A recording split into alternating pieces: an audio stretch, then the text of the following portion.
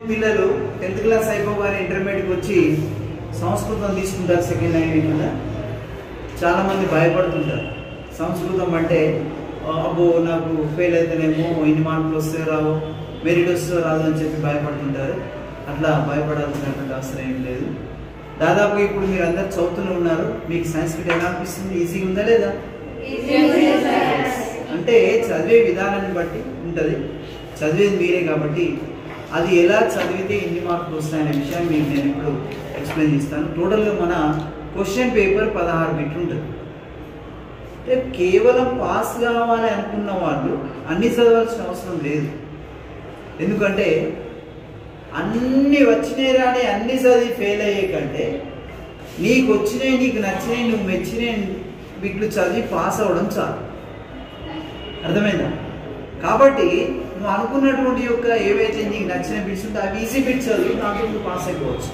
అదే ఇప్పుడు నేను ఎన్ని మార్కులు కావాలంటే ఎంత చదవాలి అనే టాపిక్ మీకు ఎక్స్ప్లెయిన్ చేస్తాను నేను.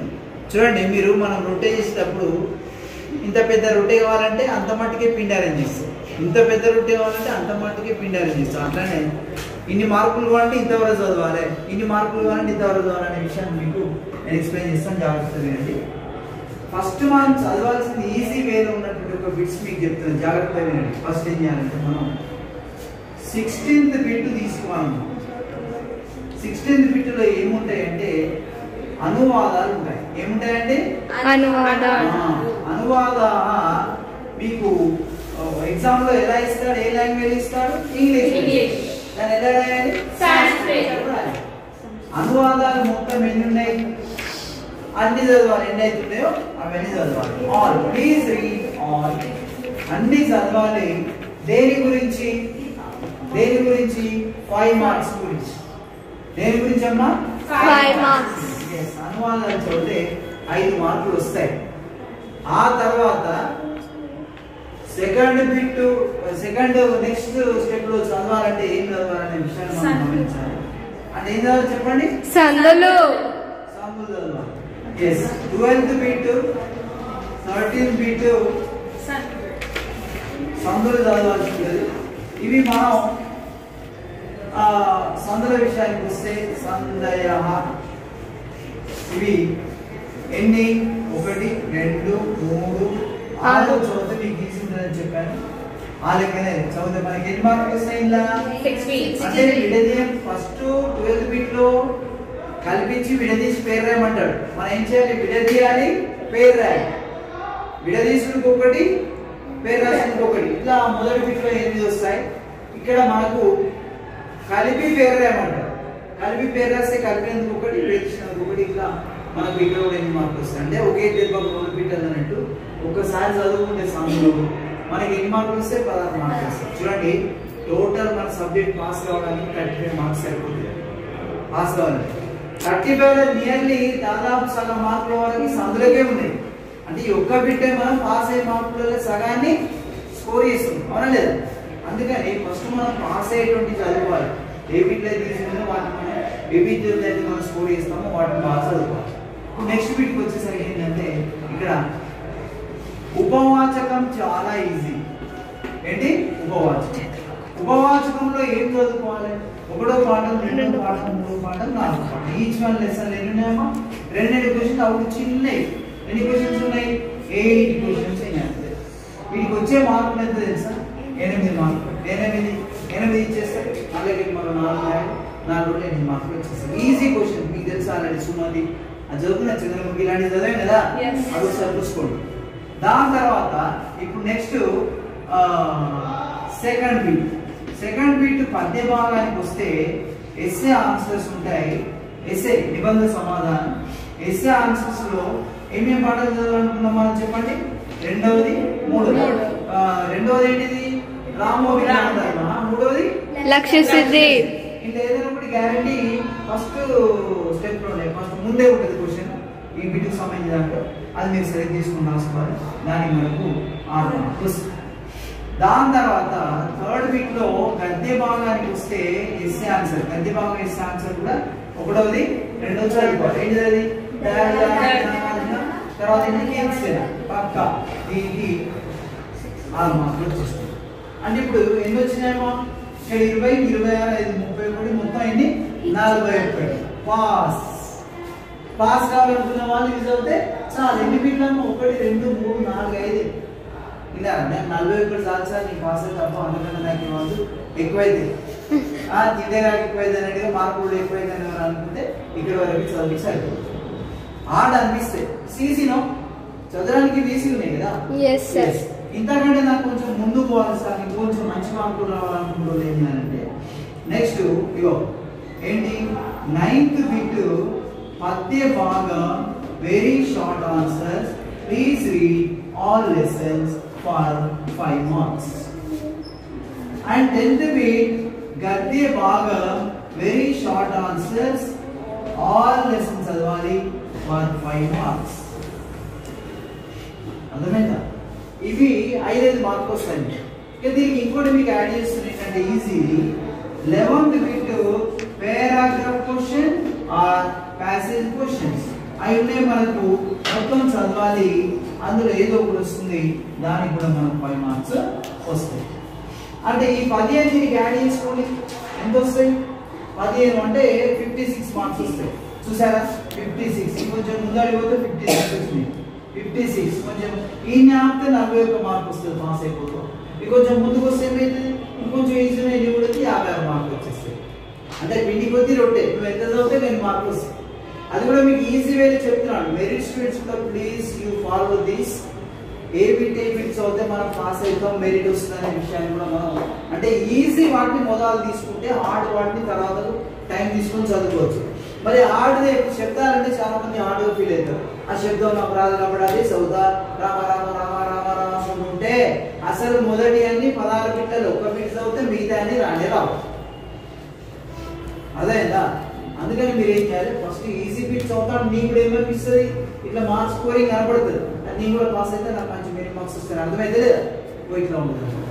దీని తర్వాత ఇంకా కొంచెం మనం ముందరికి పోతే 7th బిట్ ఉందండి. 7th బిట్ పద్య బాగా ఏంటది ఇక్కడ వెరీ షార్ట్ ఆన్సర్స్ ఇక్కడ షార్ట్ ఆన్సర్స్ పద్య భాగం షార్ట్ ఆన్సర్స్. వీటికి కూడా మీకు ఎన్ని లెసన్ చెప్పారు ఒకసారి చూడమ్మా. మీకు మొన్న నేను ఇంపార్టెంట్ ఒకటి ఇచ్చాను కదా అక్కడ బెటర్ చూడండి 1 2 3 4 చదివితే ఎవరికి భయపడకుండా హ్యాపీగా రాసుకోవచ్చు మనం కదా. ఎస్ ఓకే 1 2 3 4 లెసన్స్ కనుక చదివితే మనకు వచ్చే మార్క్స్ ఏంటండి 6 అండి. ఎన్ని మార్క్స్ వస్తాయి కరెక్ట్ ఉందా చూడండి 1 2 3 4 రైట్. ఇప్పుడు ఇంకోటి 8th బిట్స్ కనుక చూసినట్లయితే గద్య భాగం ఇది కూడా షార్ట్ ఆన్సర్స్ ఇవి కూడా 1 2 3 4 అయినా రైట్ అన్ని ఇట్లే కదా.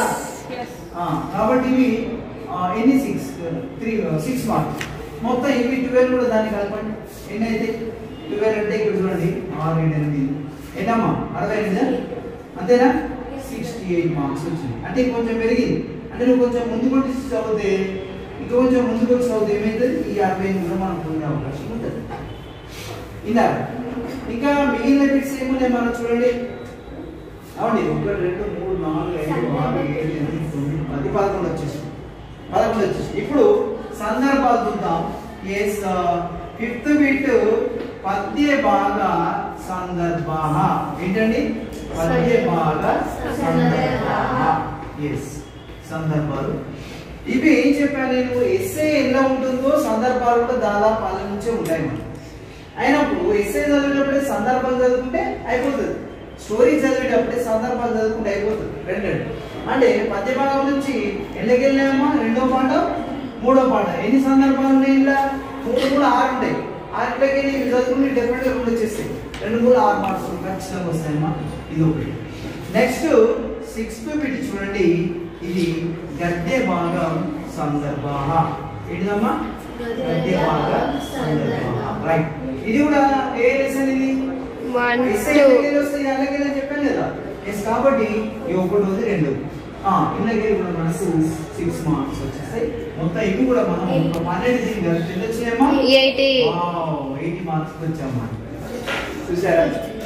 అంటే మెరిట్ వైజ్ అరే నీకు పాస్ మట్టుకే కావాలంటే అక్కడి చదువు లేదు సార్ నాకు కొంచెం ఎక్కువ కావాలంటే ఇంకా 2 కలుపు ఇంకా 2 కావాలంటే ఇంకా 2 కలుపు ఇవన్నీ ఏమవుతుంది నాకు పాస్ అవుతుంది అంటే ఇట్లా ఏ వద్దు సార్ నేను 100% చదివే స్టూడెంట్ను అట్లా కాదు నాకు మొత్తం రావాలి 100 రావాలని ఉంటుంది కదా, అట్లాంటి వాళ్ళ కోసం ఆయన మీదే కూడా కల్పించుకుంటాం అనుకో. ఇక్కడ మన 80 వచ్చేసింది, ఇంకేం మార్కులు తక్కువనేమో 20. ఆ 20 సమయం బిట్లేంటి చూద్దాం ఒకసారి ఇక్కడ రండి. ఇక ఇక్కడ మీకు ఎందుకు ఇది లాస్ట్ పెడుతున్నంటే హార్డ్గా ఫీల్ అవుతారు. శబ్దాలు, శ్లోకాలు, తర్వాత ధాతువులు అంటే ఏమైతుందంటే కొద్దిగా హార్డ్గా ఫీల్ అవుతారు. ఇవన్నీ మీకు కొంచెం ఈజీగా అనిపిస్తుందా?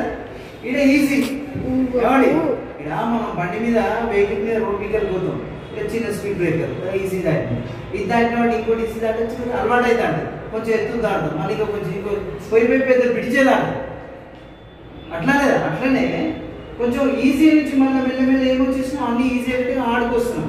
చివరికి ఏంటంటే మీకు అందరి పిల్లలకు హార్డ్గా అనిపించేటువంటిది ఫస్ట్ బిట్ సమయమైనటువంటి ఒక శ్లోకాలు ఉంటాం. శ్లోక అండ్ భావ, శ్లోకాన్ని రాసి భావాన్ని రాయండి అనేటువంటి శ్లోకాన్ని గురించి భావం అంటే శ్లోకాన్ని గురించి భావం. ఇవి ఎస్ మీకు తెలిసింది ఆల్రెడీ 10 ఉంటాయి. మీకు చెప్పాను ఇంతకుముందు ఇంపార్టెంట్ ఒక 1 to 5 చదువుకుంటే సరిపోతుందని చెప్పాను. ఆల్రెడీ ఖచ్చితంగా మీకు వస్తుంది. దీనికి ఎన్ని మార్కులమ్మా? 6 మార్కులు. ఎన్ని ఇస్తారనే విషయం తెలిసి ఆ మోడల్ పేపర్ చెప్పిన ఆల్రెడీ ఇంతకుముందు.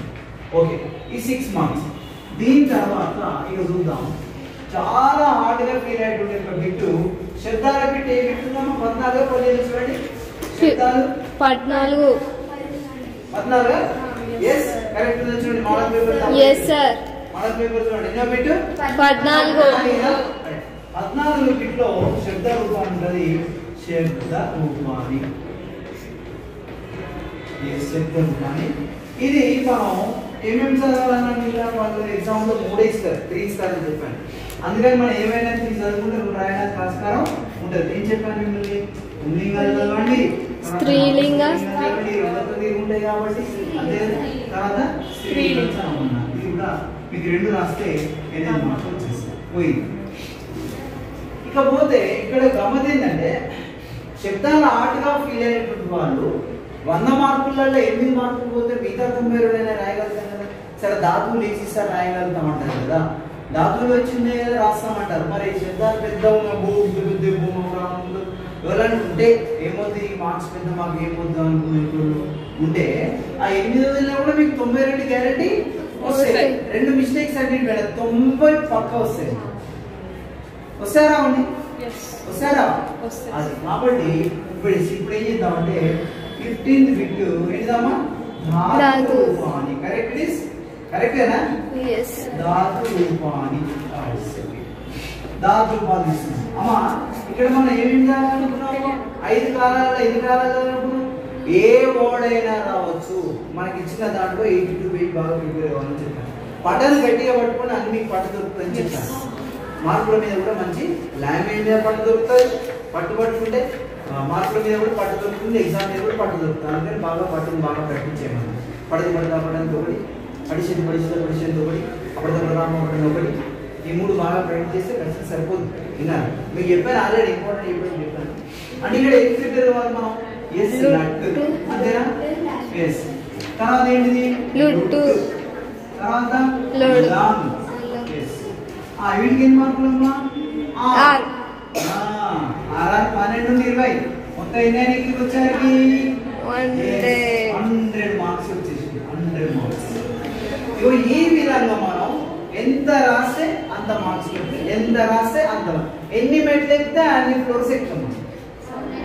ఏమండి మీదికి ఎక్కాలండి, ఏం చేస్తాం? ఒక్కొక్క ఫ్లోర్ ఎక్కుండా పోతాం. అప్పుడు అన్ని ఫ్లోర్లు ఎక్కి హైయెస్ట్ మార్క్స్ రావడానికి ఆస్కారం ఉంటుంది. ఇది మనం ఎగ్జామ్ రాసే ముందు ప్రిపేర్ కావడానికి చాలా ఇబ్బందిగా ఫీల్ అయ్యి టెన్షన్ పడి వస్తే రాబోయేదంత అనుకునే కంటే ఇట్లా ఈజీ వేలా మీరు లాస్ట్ వరకు కనుక పోతే సక్సెస్ఫుల్గా మీకు 100% మార్క్స్ రావచ్చు. ఖచ్చితంగా వస్తాయి. ఖచ్చితంగా మీరు వినండి, ప్రాక్టీస్ చేయండి. ఇదే విధంగా తప్పకుండా సక్సెస్ అవుతారు. Read well, practice. God bless you. Thank you.